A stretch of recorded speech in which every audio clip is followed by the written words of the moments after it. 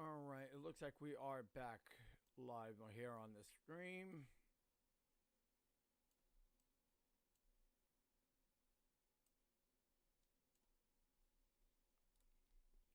And for some odd reason, we're having some issues with the vertical screen, but I think this is fine. We'll leave it at that.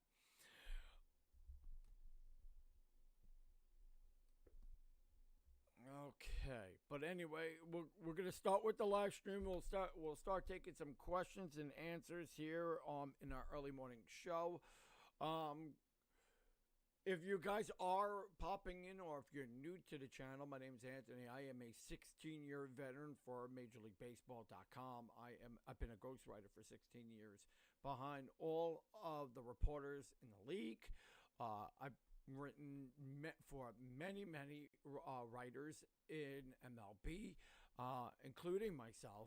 I am also a podcaster and, well, I'm definitely not calling myself an influencer for sure, but I mean, if you guys have been finding me, influenced throughout the years, great. I really do appreciate that enough. But I've also played baseball. I played for many years in the league.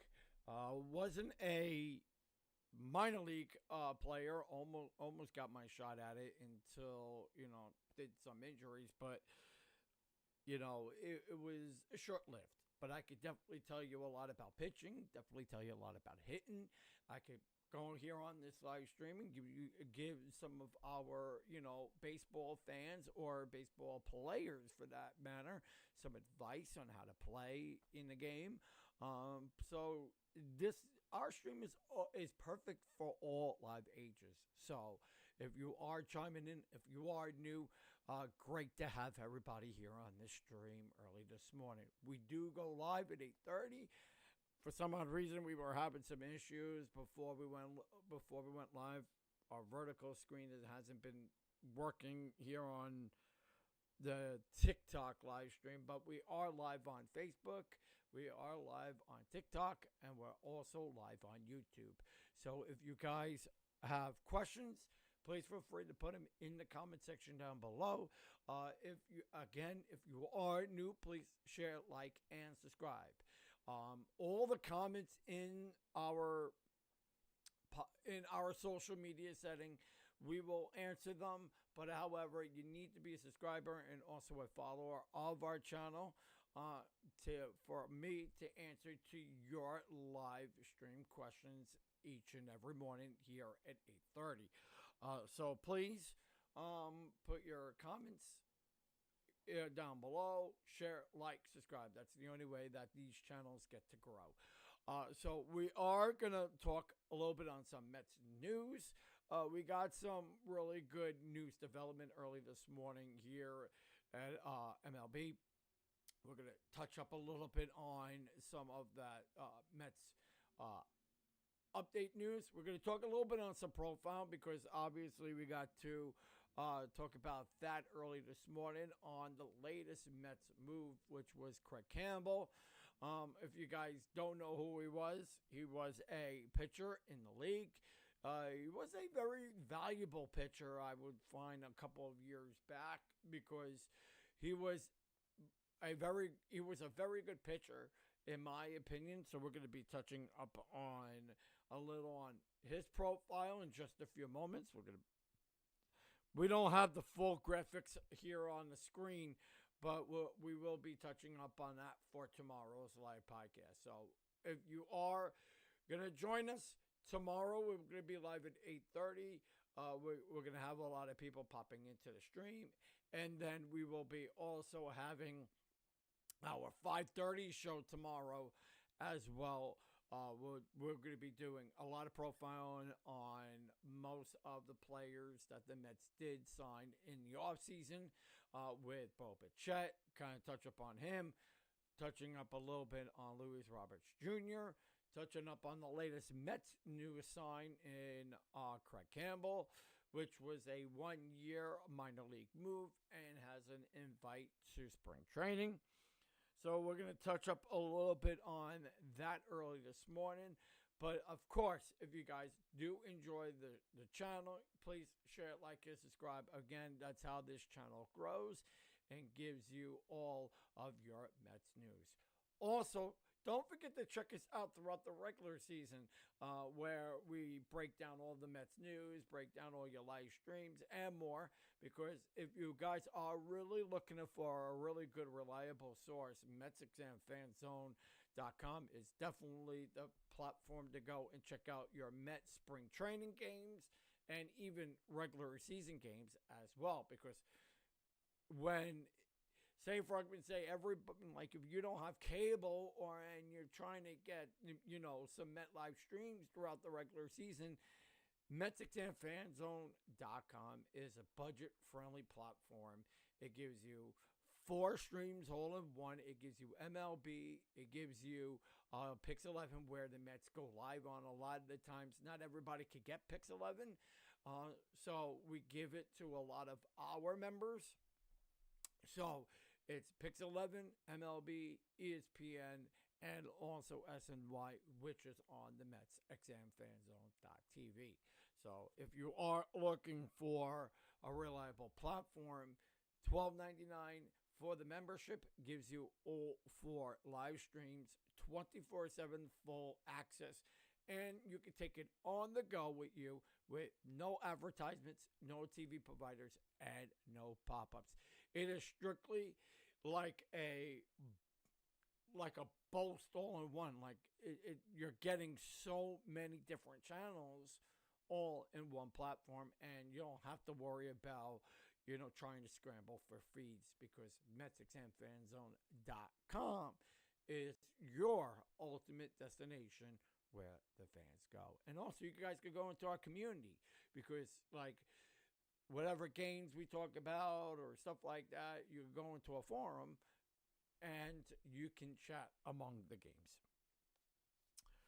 All right, so we are going to take some questions here up on the stream. So we're going to take some questions here up on our live streams. Again, if you want to join us, you can follow us on all of our platforms. We will be giving you full live coverage today, early this morning.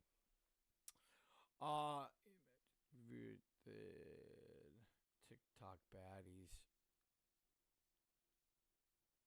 Of course, we got Legend here this morning talking about some baddies. Bro, you better have a lot of money to get some baddies. These women nowadays, they're all stacked with cash.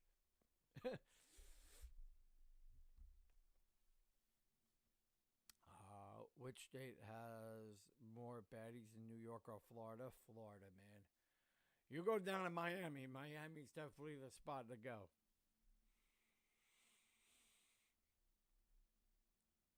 Okay.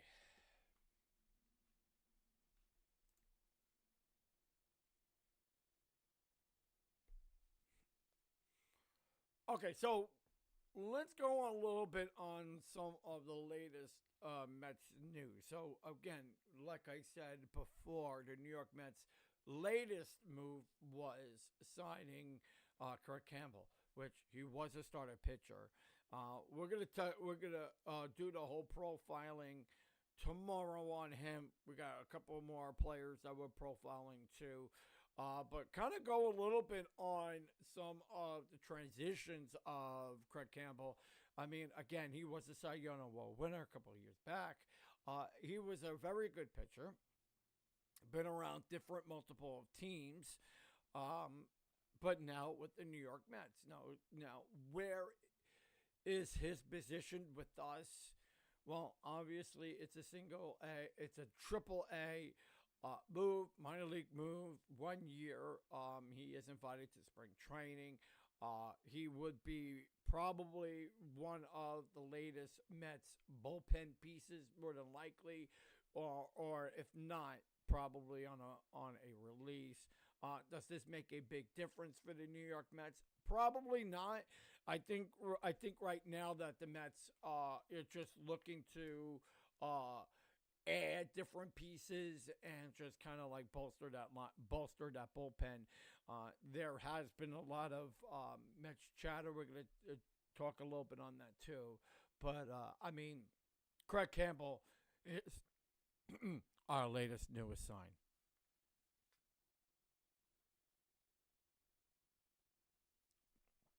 All right. So let's go into uh, which we got Freddie Peralta, which I think, in my opinion, is probably one of the best free agent signs that the Mets ended up getting in this offseason. Actually, no, he was not a free agent. I'm sorry.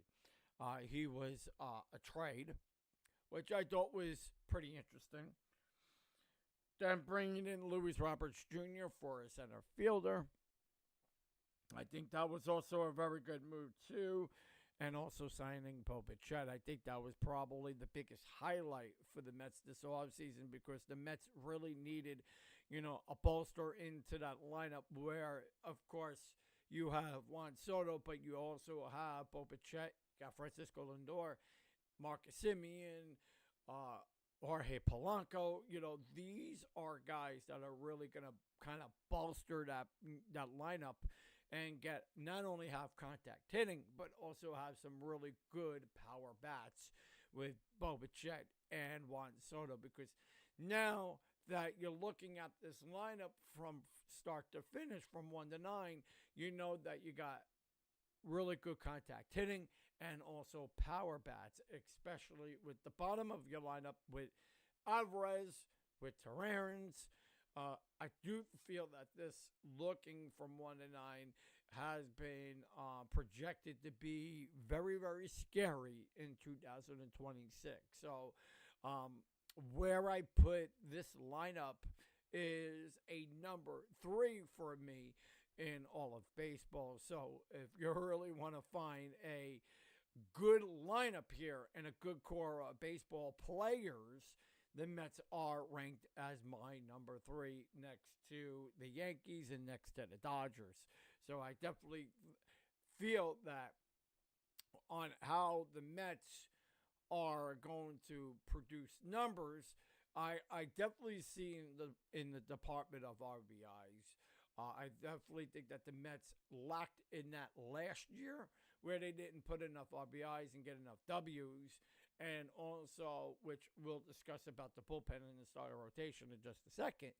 But looking at, getting enough RBIs, getting enough hits, getting, scoring, which the Mets lacked in that last year, ranked number 26 in our division.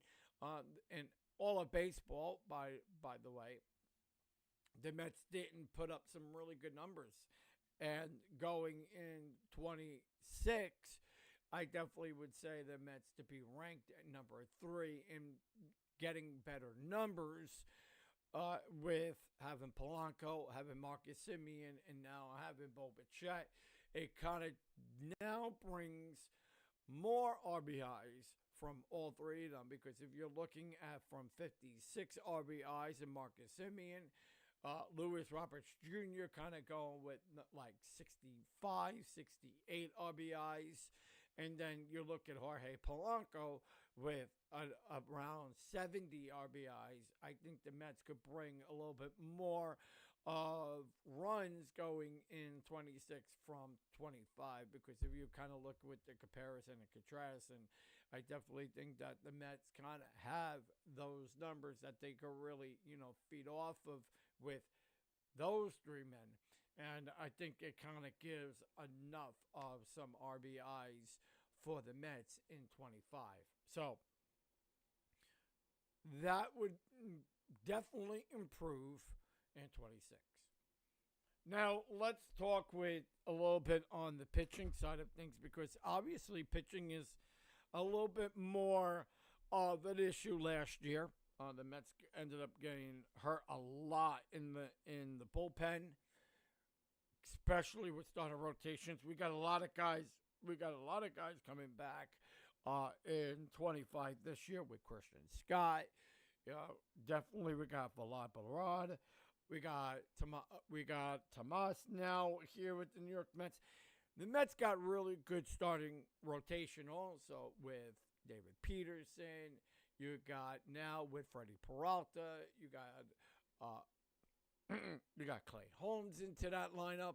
So looking at what you see with that starter rotation, I definitely would rank him as number 2 in all of Major League Baseball because of what these guys could really do.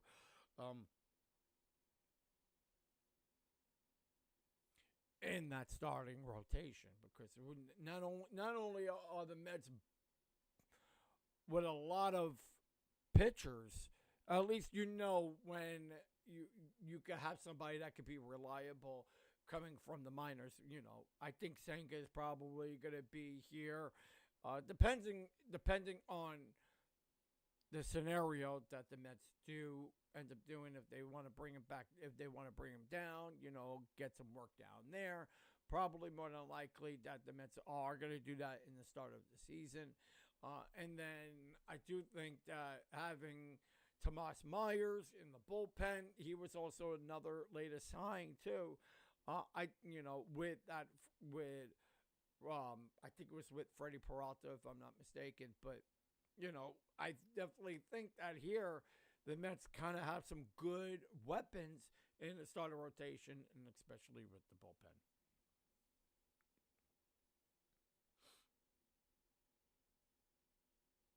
Now, let's touch up a little bit on some of the latest Mets trends, which we will be, talking in just a second. Let me just get this up. All right, so let's talk about some of the injuries in 25 that the Mets could really, have that, bust into the bullpen. You could probably see guys go in the starter rotation, and that would be Tyler McGill, Austin Warren, Christian Scott, Dylan Ross, Justin Hageman. These are guys that the Mets could really start working with. And you're probably going to see them more. You're probably going to see them more in spring training, but it kind of, I look at it this way. It kind of really depends on how all these guys feel going into spring. I think with Hageman, he'd be great for that bullpen. Brings a lot of fastball weapons, especially with his fastball, probably one of the most nastiest into that bullpen too as well. Tyler McGill, there's a little bit some hope in him. I don't know where the Mets kind of slot him, but hopefully we get to see a little bit of some work there. Daniel Nunez, what we're going to see out of him, probably go back down to the minors. Alex Carrero probably might go back down to the minors too as well. Joey Gerber was also a minor league move. More than likely we'll go back down too. Luis Garcia, he was the latest also Mets move too. And what do we see out of Garcia?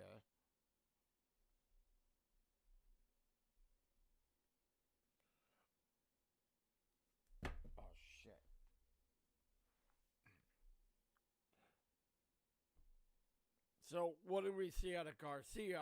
I think this guy's going to be really good too. The Mets got a bucket load of starters, and they got a lot of good relief pitchers. Where they're all going to be stacked is the question. I think the Mets are going to probably work with a lot of guys in there. My projections are going to be very, very valuable in my opinion, especially with Jonah Tong. You're more than likely not going to see him. David Peterson will probably go either my number 3 or number 4 suggestion. Riley, you'll probably see in the bullpen. McLean, you'll probably see as number 2. Tomas Myers, more than likely we'll see in the bullpen as well. Kodai Senga maybe might be down in the minors. Clay Holmes, you'll probably see as your number 4. Razabon, of course, you'll see in the bullpen. He will be the substitute for Devin Williams. Christian Scott, probably more than likely you won't see him next year. Same thing with Dylan Ross. Maybe with Hackman, we'll see on how that works. Reed Garrett, you'll definitely see in that bullpen, obviously, for sure. Luis Garcia, you'll see in that bullpen for sure.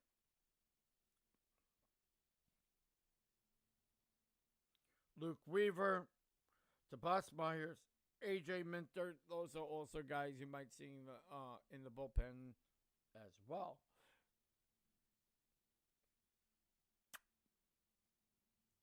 And then going with, starting pitching, you'll probably have to just be as your number one.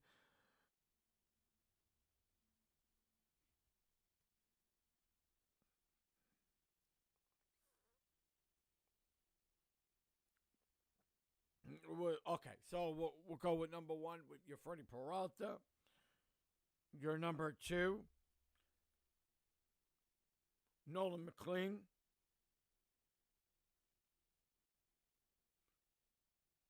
Your number three would be David Peterson.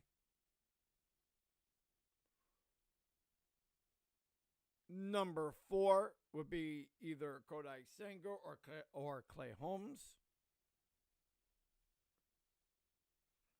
And then I would go with, as your number five, would be Kodai Senga. And it really does depend on how they, do this. If they even put Tobias Myers in that starter role, into that starting role. He was one of the latest Mets signs.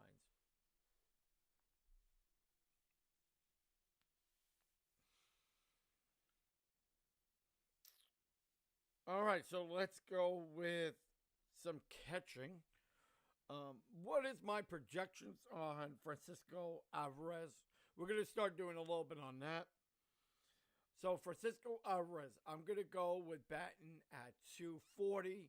I'm definitely going to go with 25 home runs. If he could pull it through and have some really good if he could get back to true form, learn on how to, get better at the plate, and go for power, not swing so much, on an uppercut. I definitely see Francisco Alvarez to be very successful in 25. I am going to go with 25 home runs. I'm definitely going to go with 80 RBIs, batting at 246. Luis Torrens, what am I going to see out of him in 2026? I am going to project it to be at 220, more than likely at 10, 12 home runs, and I would say with an OPS at 586. If again, another guy that could, he could hit too. But I'd rather have him be a catcher and, to help a little bit of the younger talent on this roster right now. I definitely think he is a really good backup. I'm definitely going to go with Tobias Myers to put up some good numbers. So around 12 home runs, I am going to go with batting at 220.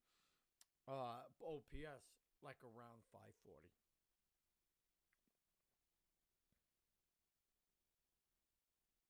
Now let's go with your infielders. Let's go with Brett Beatty. What am I going to project out of Brett Beatty this year? I'm going to go with 20 home runs.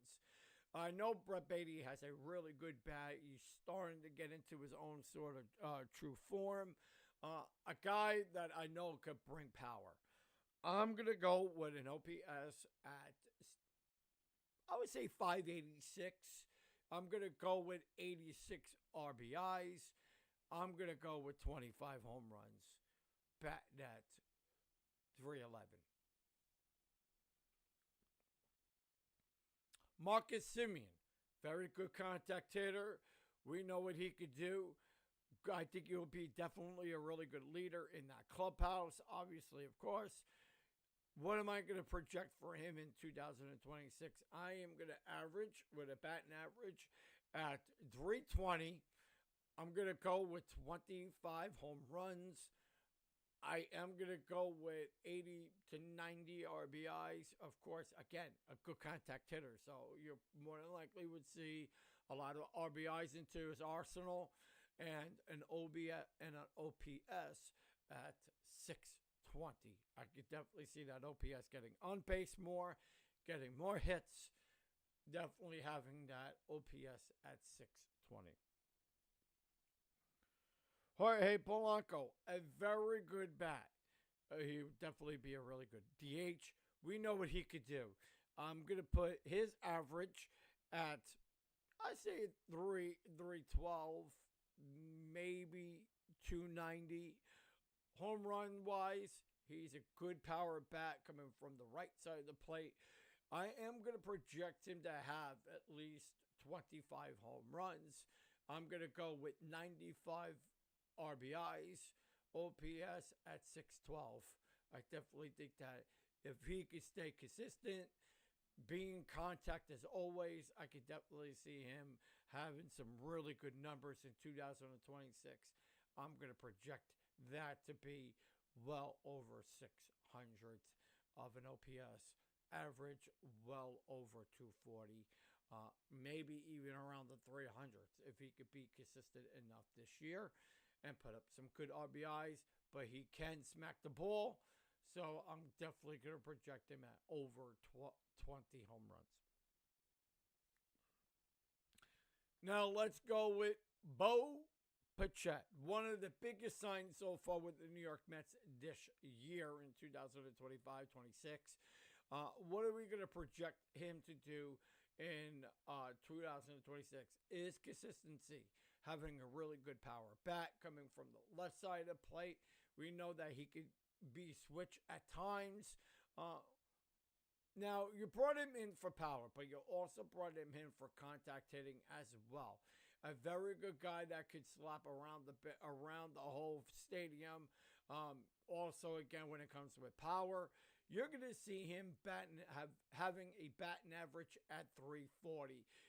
Home run wise, I mean, I definitely think he could have a little bit more than he did last year. So I am going to go with 35 home runs for Bo Bichette. He's going to be impactful. I definitely think he's going to have well over enough of RBIs. I'm going at 112 RBIs for him. I do think that he's going to rise and shine here at Queens. So if anybody's going to put up really good numbers against the Lindor and Soto, he's going to be your number 3 guy this year, and expect big numbers coming out of him in Flushing. So I am definitely going to go with a batting average well at 340. Home runs, I definitely could see him going at 35 to 40 home runs, and definitely going with RBIs well over 120. His OPS at 680.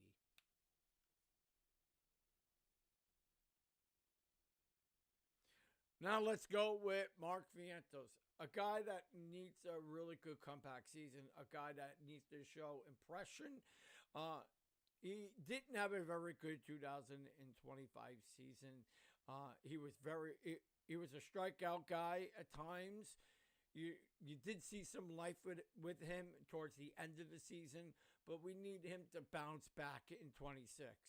One thing that I'm looking forward to is him changing the way his positioning at the plate. What am I going to look at for him in 26 is not going for power. I understand that Mark Vientos has a very good bat. He's not a good fielder. You're at times going to see him at DH, which is fine. I'd rather have him DH. However, he does hit power at times. We know he could do it. We know he could put up those home runs, but he doesn't have a really good OPS. The OPS is going to be very low for him. I'm definitely going to go with maybe 520, 530, around that range. RBIs, he's not a big RBI machine, so I'm more than likely going to see like around 70 to 80% of RBIs. And then I'm going to go with average, more than likely at 240, if not around that range. But if it could come through in 26, getting 25 home runs, I'll be all in favor for him to have 25 this year. Maybe a little bit more. Maybe he could pull out 30 home runs. But, I mean, I need him to be an RBI machine if he cannot get home runs and slap it around the baseball field. So my projection is to be around 70, around 80. Home run wise, I would definitely go with 25, but if he could pull me at least 30 home runs this year, then I'll be okay with that. And then at a bat average around 240, 220, 240.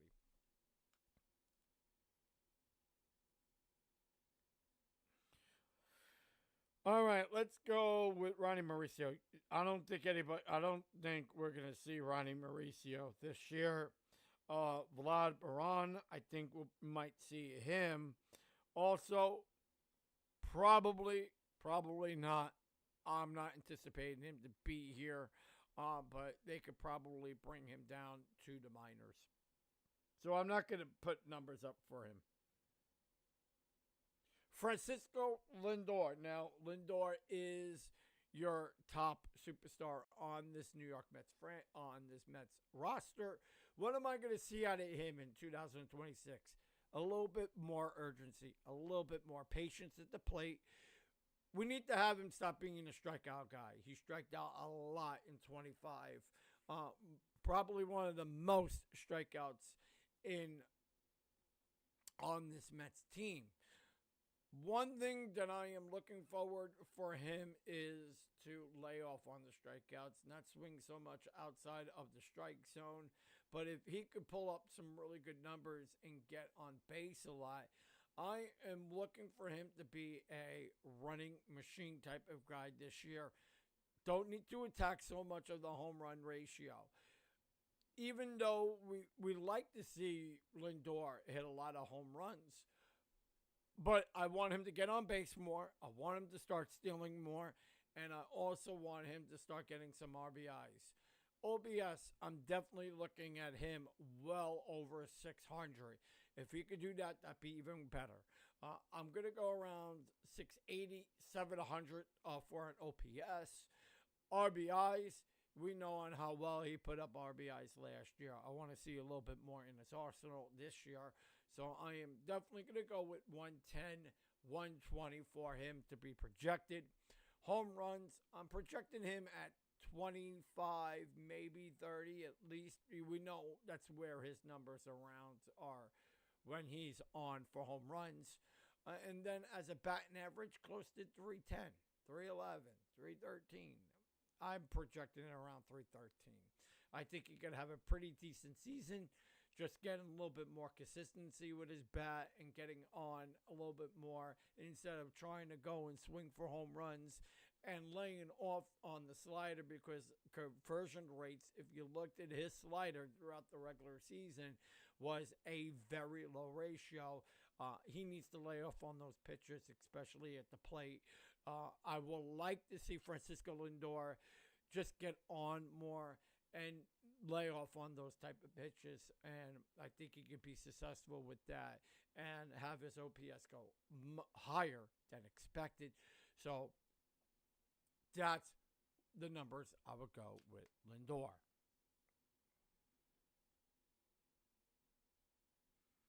Now, let's go with our outfielders. Now, you're not going to see so much in Taylor. Taylor, I want him to just kind of, go with defense. His numbers are going to be very low. I'm going to go with 211. I'm probably going to go with 8 home runs on him. RBIs, I would probably go with maybe 65, maybe 70. Depends on where he is in the lineup. More than likely 7 and 8. But I mean, if he could put up some numbers, I'll be all right with that. OPS to get on. We know he could run. We know he can steal. He's able to do all of that late in games, which I think he could do. Expect him to around 580, around 590 to get on. Juan Soto. Here is your second superstar on this franchise. Juan Soto put up very great numbers in 25 with a lot of steals, a lot of getting on base. His OPS was well over 700 last year. I'm going around that same range, around 7 to 800%. I'm probably going to go with 760, 780 to be exact. Getting on base is definitely the key for Soto. We know he can steal, which did work in his benefit in 25, having the most steals in MLB. Getting on base and hits as well. I think he is definitely a home run machine. Expect to see him duplicate the same numbers that he did in 25 with 43 home runs, giving me 108 RBIs. I'm more likely going to go a little bit more than that. I'm going to say at 130. OPS well over 700. I definitely think he would do that. Batting average, well at 340. Now, let's go with Luis Roberts Jr. And I know everybody knows my opinion on this.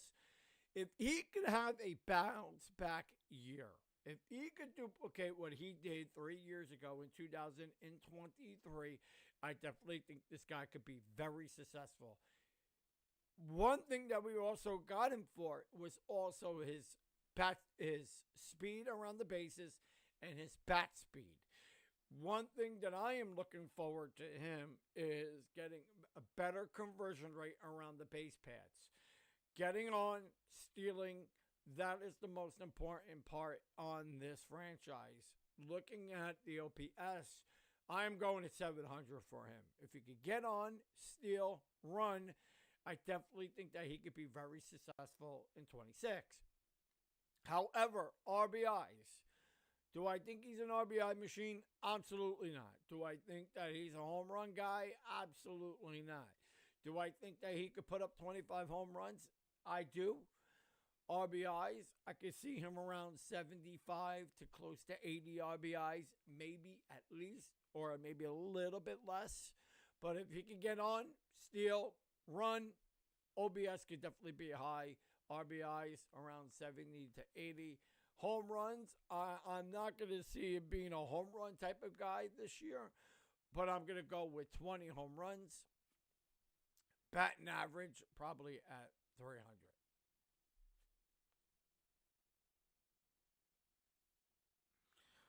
Now, let's go with some pitching, but I'm actually going to go on a different projection here.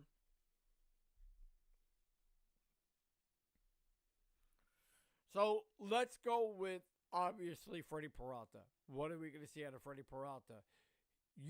Everybody knows that he was very successful last year. I think with the starter rotation, it's going to be a little bit unclear on how they outmatch and what they match out in spring training. Are we going to see a lot of them in spring? More than likely, we'll see Peralta. More than likely, we'll see David Peterson. Definitely Brooks Riley. With the bullpen, Nolan McLean. You might see them, but what are we going to look forward to these guys in spring training? Is versatility, kind of going a little bit deeper. They need to get better reps. I definitely looking at that starter rotation would be with Freddie Peralta as your number one, number two Nolan McLean, number three would be David Peterson. Number 4 would be Sean Manaea. Number 5 could definitely either be Kodai Senga or Clay Holmes. So that would probably be your starting rotation. Now, bullpen-wise, Brooks Riley,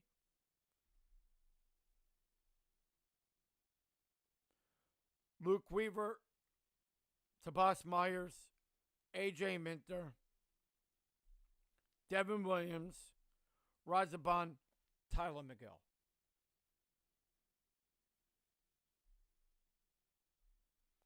Maybe we might see Dylan Ross. It depends on how the season starts off. If nobody gets hurt, maybe you might see Dylan Ross. I don't see that, but probably will be back down to the minors.